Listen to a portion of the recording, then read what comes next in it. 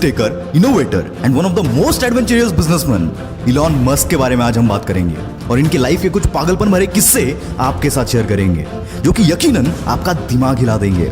बस आखिरी लाइन तक सुनना, एक भी सेकंड आपका वेस्ट नहीं जाएगा। So let's start with the journey of world famous business personality Elon Musk.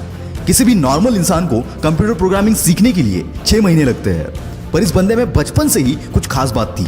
9 साल की उम्र में जब इलॉन मस्क को अपना पहला कंप्यूटर मिला, उस वक्त कंप्यूटर के साथ प्रोग्रामिंग की एक बुक भी साथ में मिली थी और इस 9 साल के बच्चे ने बिना सोए 3 दिन में ही इस बुक को खत्म कर दिया और इस प्रोग्रामिंग नॉलेज को यूज करके 12 साल की उम्र में एक कॉम्पिटिटिव गेम डिजाइन करके एक वीडियो गेम कंपनी को बेच भी दिया।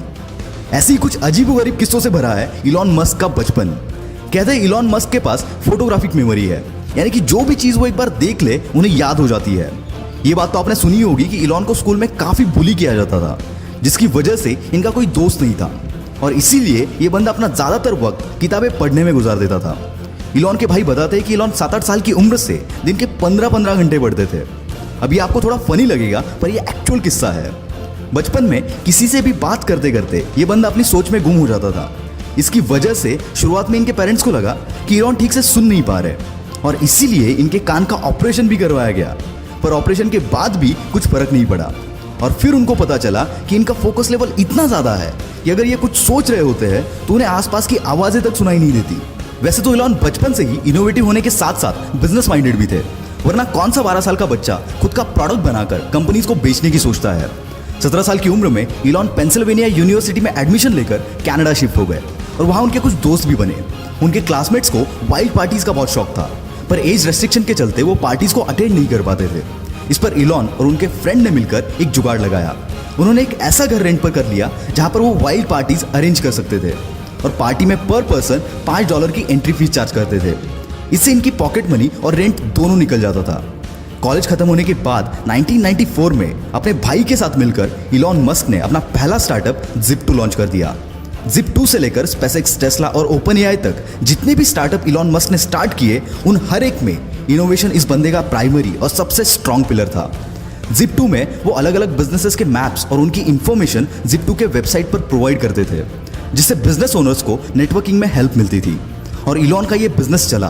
केवल 5 साल में इलॉन ने ये कंपनी $307 मिलियन के वैल्यूएशन के साथ कॉम्पैक्ट को बेच दी और इसमें इलॉन का शेयर $22 मिलियन का था। अब इलॉन मस्क एक मल्टी मिलियनर बन चुके थे।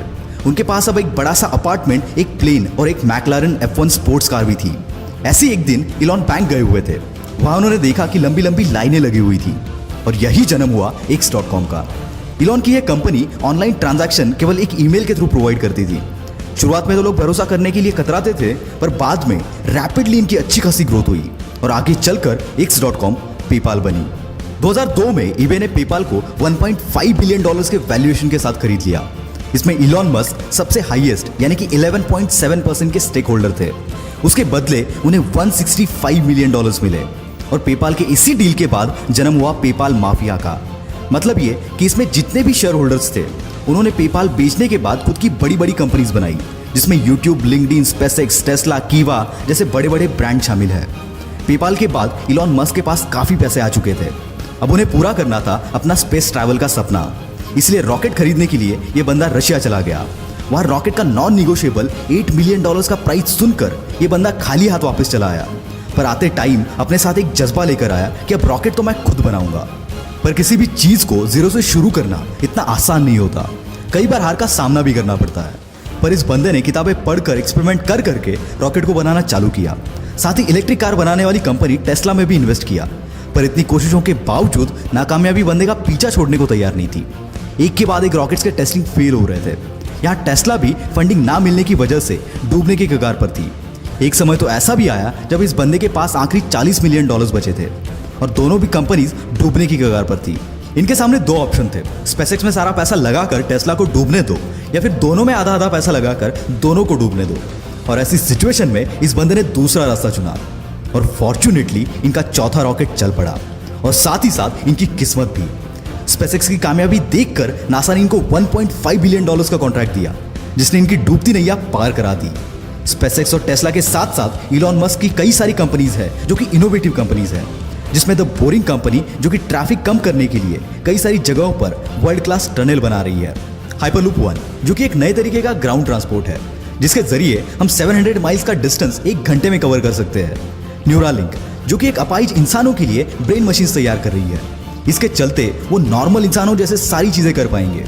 ओपन एआई ये कंपनी आर्टिफिशियल इंटेलिजेंस पर रिसर्च कर रही है। साथ ही इलॉन मस्क स्टारलिंक नाम के एक प्रोजेक्ट पर काम कर रहे हैं, जिसके चलते वो 12,000 सैटेलाइट स्पेस में भेजेंगे, जो कि अर्थ की ऑर्बिट में एक स्टार जैसी चेन बनाएंगे। और इसी स्टारलिंक के जरिए पूरी दुनिया में हर जगह इंटरनेट प्रोवाइड किया जाएगा। दोस्तों, जहां पर किसी भी नॉर्मल बंदे की सोच खत्म हो जाती है, वहां इस बंदे की सोच शुरू होती है। और यही बात इन्हें इलॉन मस्क से द इलॉन मस्क बनाती है।